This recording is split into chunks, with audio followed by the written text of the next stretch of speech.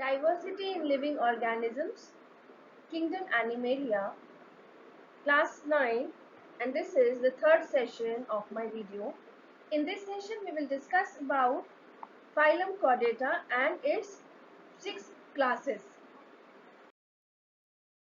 Chordata, it is the most advanced phylum, and here the organisms are bilaterally symmetrical, triploblastic, and they have a true coelom.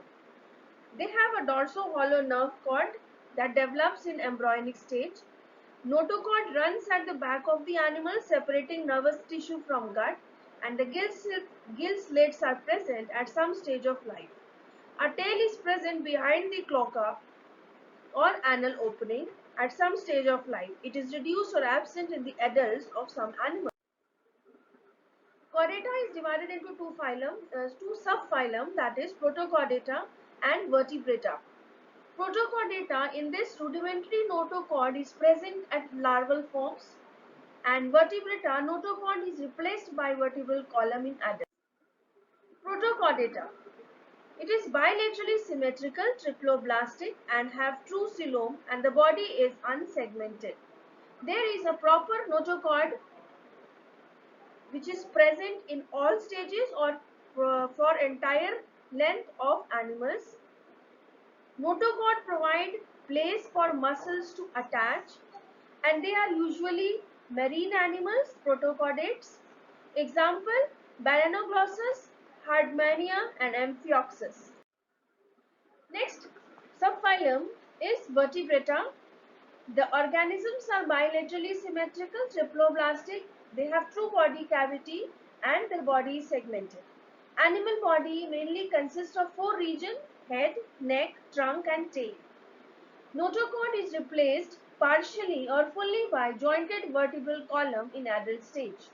They have a well-developed skeletal system and well-developed nervous system. That is, the nervous system includes the brain and the sense organs. And the spinal cord. Complex body design with various organ system. They have 2 pair of appendages, that is fins or limbs, and sexes are separate. There are 6 classes of vertebrates of now. First, Cyclostomata, second, Pisces, then Amphibia, Reptilia, Aves and Mammalia, and we will discuss about the salient features of these classes of vertebrates. Cyclostomata, these are jawless vertebrates and they have elongated eel-like body. They have circular mouth and slimy skin. So they do not have jaws. Instead, they have a round mouth. They don't have scales as it is present in normal fishes. Example is Petromyzon, that is lamprey, and Myxine, that is hagfish. Now coming to physes, that is fishes. So these are the fishes and they are exclusively aquatic animals. Their skin is covered with scales. They obtain oxygen dissolved in water by using gills. Their body is streamlined and its muscular tail is present for movement.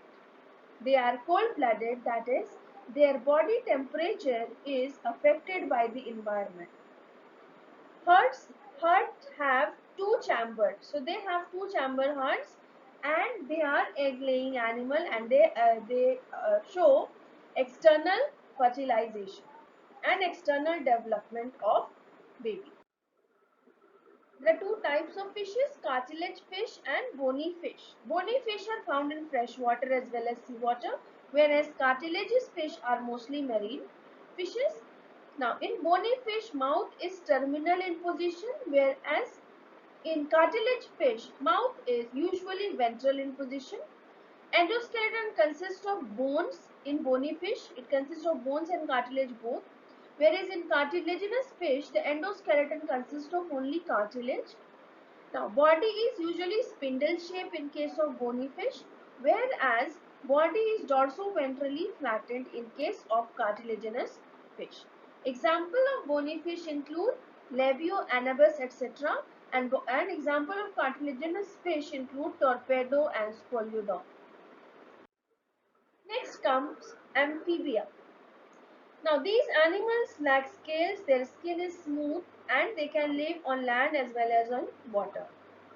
They have mucus gland in the skin and they have three chambered heart. Respiration is through either gills or lungs. They are again egg-laying animal. External fertilization takes place in water. These have two pair of pentadactyl limbs. Pentadactyl means they have 5 digits, that is 5 fingers. These animals are found both in water and on land, so are called amphibians. And examples are frog, that is the normal frog called Rana tigrina, toad, bufo, tree frog, hyla, and salamanders. So these are the examples.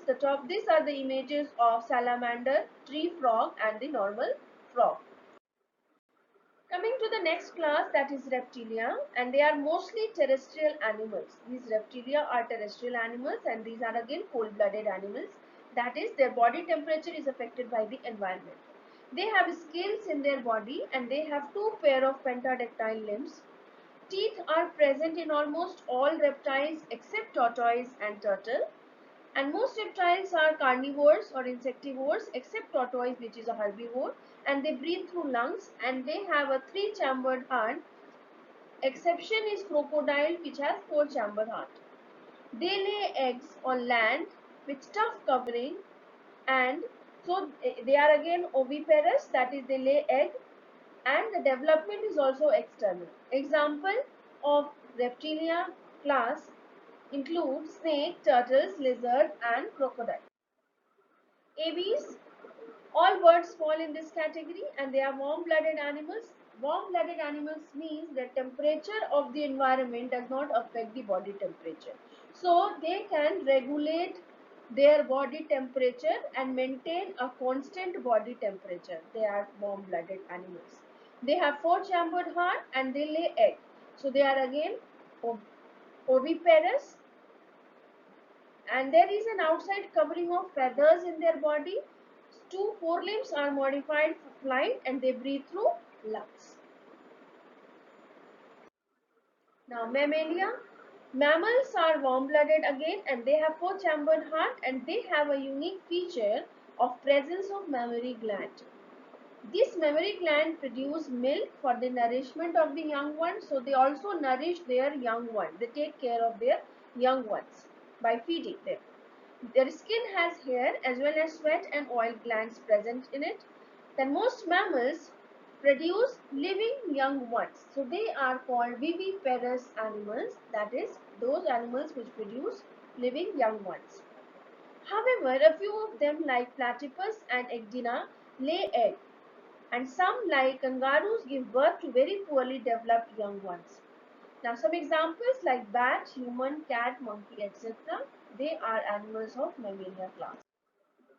Now if we see the comparison between the different classes of chordata subphylum, we will look into the following features. First, the body temperature, heart chambers, outer covering, organ of breathing, site of fertilization, young care and development of embryo.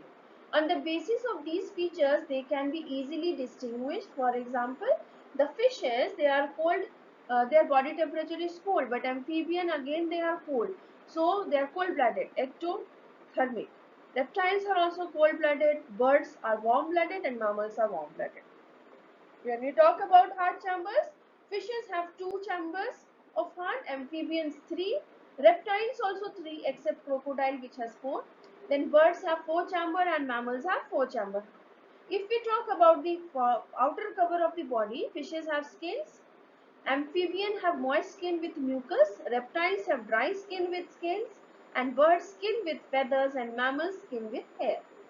When we talk about respiration or exchange of gases, that is breathing, fishes breathe through gills, amphibian breathe through skin and lungs, reptile breathe through lungs, birds breathe through lungs and mammals also breathe through lungs.